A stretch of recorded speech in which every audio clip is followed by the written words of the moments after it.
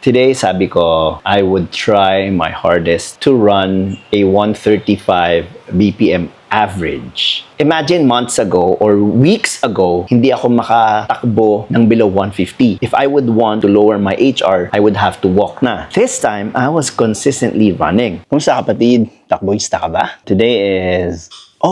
first day of July. Today is Wednesday, so ang schedule natin is 6 kilometer zone 2. So, yung pinakamabagal. And try ko siguro mag 135 tops. Yung hindi tataas sa 135. Try ko lang By the way, ito pala yung start ng ating third month na consistent, no? Nasa pagtakbo. And usually, third month is where people quit.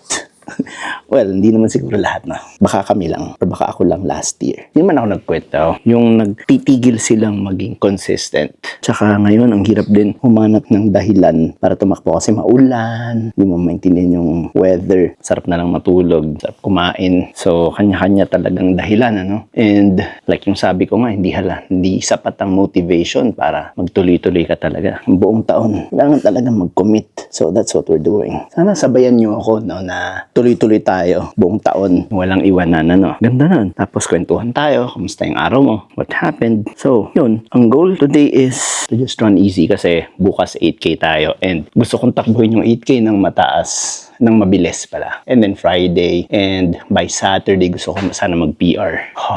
So, yun ang goal. Ngayon, iisihan lang natin kasi prioritize natin yung ating recovery para bukas na 8K. So, ayun. It's still early at ang init. Magmamotor tayo. So, punta na tayo sa Azuela and tingnan natin kung ano matututunan natin today. See you guys later. And by the way, this is Grit J at ako ay isang takbohista. Womp! And so, we're home no. Today, sabi ko, I would try my hardest to run a 135 BPM average. Kasi hindi ko siya nagawa ng buong recovery week ko. And I told myself na gagawin ko siya today in preparation for tomorrow's run. Kasi 8 kilometer tayo bukas. And gusto ko rin sanang mag-PR ng Saturday.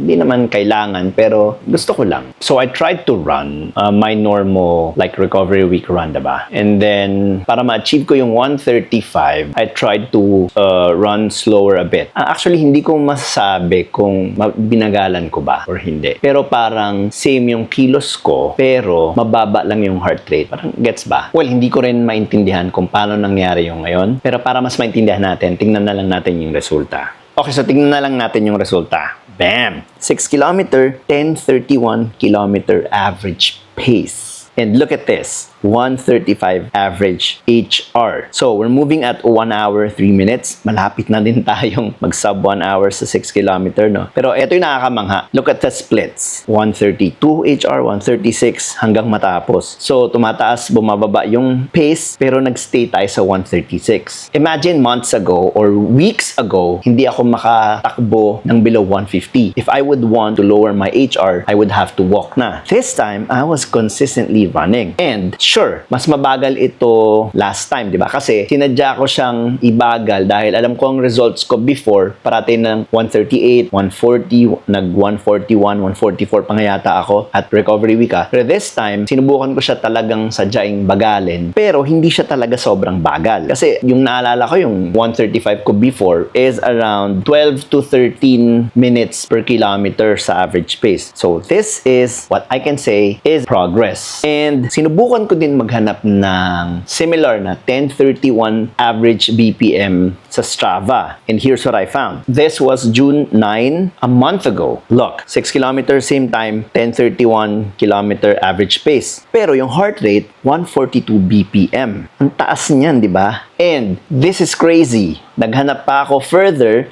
Ang nakita ko na yung run ko last year. Look, July 16. And apparently, dito ako gumamit ng bagong sapatos. Anyway, huge shoutout kay Mama for buying the shoes and to Chris for choosing which kind of shoes to buy. Thank you, thank you. Anyway, look at this. This is kind of impressive, right? Kasi 10 kilometer tapos 136 BPM. But remember, last year, ang takbo ko, every 2 kilometers, nagwo-water break kami. So, parating may rest. And that's how I achieved 136 last year. Kung tutuloy-tuloyin ko to, I don't think I could do this last year. Pero now, 6 kilometer, tuloy-tuloy, 135. That's crazy. That's crazy.